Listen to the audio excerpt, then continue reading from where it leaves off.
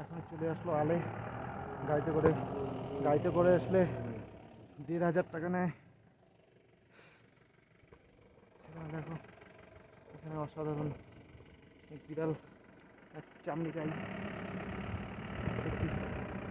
অসাধারণ চামড়ি গাই আছে এখানে। খুবই ভালো লাগছে চামড়ি গাই।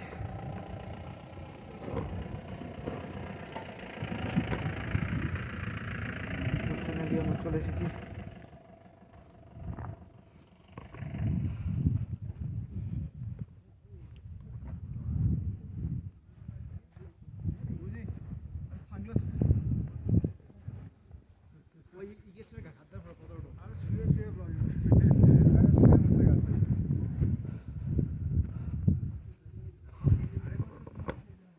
অবশেষে আমরা ভিউ পয়েন্টে এখানে রিলস বানাবো, রিলস করে অবশেষে চলে এসেছি আলে।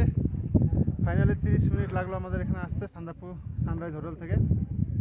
কিন্তু ব্যাড লাগ, আজকে কিছু এখান থেকে ভিউ পাচ্ছি না। তাও একটা আলাদা রকম অনুভূতি হলো, একটা আলাদা অ্যাডভেঞ্চার হলো।